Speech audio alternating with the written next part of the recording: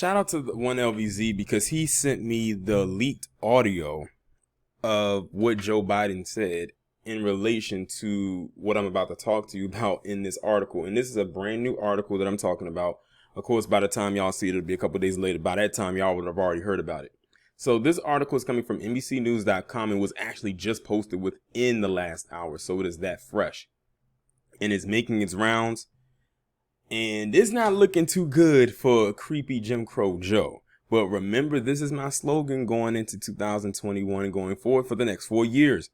This is who they voted for. Remember, I didn't vote for either side for this election. I wrote in Petty P on that line where it said write-in and voted down ballot. That's what I did.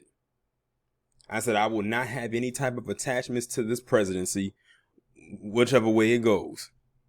And this right here, this is huge.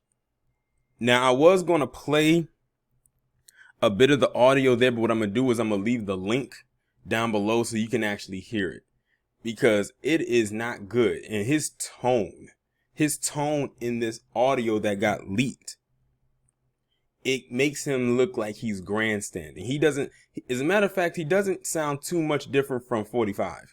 You know how like 45 likes to get up there and grandstand every time he talks? Joe Biden sounds the exact same way. And to the black people out there that voted for him, good luck. That's all I'm going to say. But I'm going to go ahead and read this article and see what they're talking about. It says President-elect Joe Biden appeared to blame the Defund the Police movement for contributing to surprising Democratic down-ballot losses in the November election, telling civil rights leaders this week that they should proceed carefully on criminal justice issues. In that one statement alone, he's basically telling black people, I'm not about to do shit for you. Now, remember, 44 came out and was saying something about defunding the police being a snappy slogan and everything like that. It's almost like they're swapping, they're sharing talking points with each other. But you know what's so sad about this whole thing? You're going to have black people out there who voted for him are going to ignore this. Unfortunately. That's how they beat the living hell out of us across the country, saying that we're talking about defunding the police. We're not. We're talking about holding them accountable. So he just told you right there. Everybody who's jumping up and down and saying that, oh, we're about to do the defund the police type of thing, it's not happening. He just told you that right there. These are his words that I'm reading. And when you listen to the audio, it's all right there. Biden said, and why would they defund the police? Look at who he picked as his VP. Top cop Clown Mala. Biden pledged that he would follow through on his promises in the campaign to address systemic racism, but warned about getting too far ahead of ourselves with critical Senate runoff elections in Georgia on January 5th. We can go very far. It matters how we do it. I think it matters how we do it, Biden said. Even as Democrats have said, criminal justice reform legislation should be a priority once Biden takes office. The audio revealed how some of the civil rights leaders want Biden to use his own executive authority to take significant steps, like creating a national database of police misconduct. Biden said there are some things that he will be able to do by executive order, but, and it's always a but, as he did often publicly throughout the campaign, said he would not go beyond what he believed his constitutional authority was, which means he's not going to go very far on this. He's not going to do what the black voters went out there and voted for him are going to do. That's why I said I don't know why black people went out there and celebrated and jumped in a Jubilee formation in the middle of the street and throwing a parade for this. Because now it's about to bite y'all in the ass. And this is what he's doing right now before he even gets inaugurated on the 20th of January. And they got all of this, and this is all public knowledge now. It's leaked audio, but now everyone's pretty much heard it. I'm just curious to see what his supporters are going to say. I'm very, very curious, especially the black ones, because this is more effectively affecting them more than anybody else. I am not going to violate the Constitution, Biden said, according to the audio tape. Where I have executive authority, I will use it to undo every single damn thing this guy's done by executive authority. But I'm not going to exercise executive authority where it's a question where I can come along and say, I can do away with assault weapons. There's no executive authority to do that. And no one has fought harder to get rid of assault weapons than me. Me. You can't do it by executive order. Now, the way I read it and the way he said it in the tone is two different ways. The way he said it came out very venomous in nature. Almost like he had an axe to grind.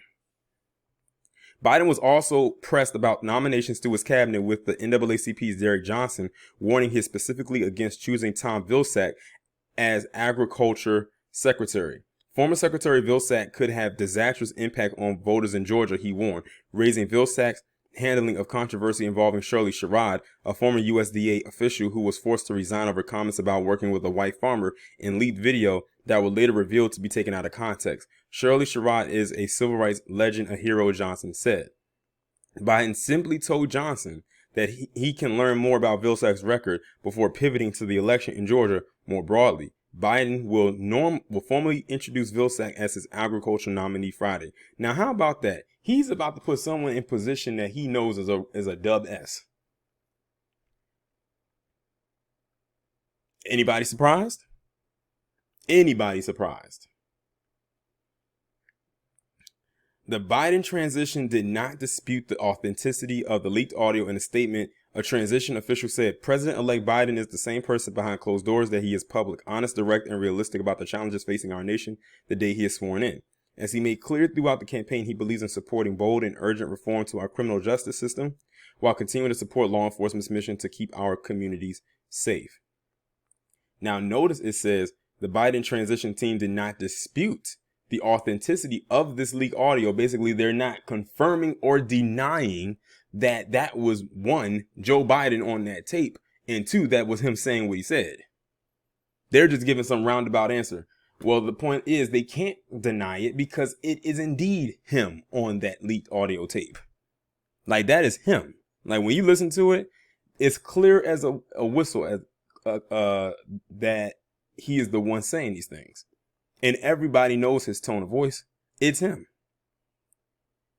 But yeah, like I said, this is who y'all voted for. I knew something would come out of this, and I said that's going to be my slogan for the next 4 years. And it's crazy that my slogan is taking effect rather quickly. It's taking effect even more quickly than what I said about the 45 supporters in 2016. I said that back then. I said y'all gonna have a lot of regrets putting that man in office, and the effects of it didn't get felt until way later, like months later. Damn near a year later in some cases. But this is happening with it like just weeks after the election and before he gets inaugurated. But I'm just curious though. I want to know from his supporters, what do they have to say about this? Are they going to say anything about this? Are they going to remain quiet? I told y'all this guy was not to be trusted. He came up with the 1994 crime bill. He's done a bunch of other shady stuff. He said a lot of other racist stuff, and look at who he picked as VP, a woman who has locked up more black men in prison than the 3 people before her who had that same position. And specifically said that they wasn't going to do anything for black people, but black people didn't listen. And all they wanted to do was get 45 out of office. Well, guess what? You got 45 out. Well, he's inching his way out because he's not going to just leave. And this is who you're replacing him with. Not saying that 45 was good or bad, but it's not looking good for Mr. Touchy-Feely. But I have no dog in this fight because I didn't vote for the guy. I already knew what he was about. It's amazing that he's showing his true colors right now so soon before he gets into office. Within a month's time. Well, a little over a month's time. But some people aren't going to pay attention to this. They're not going to care.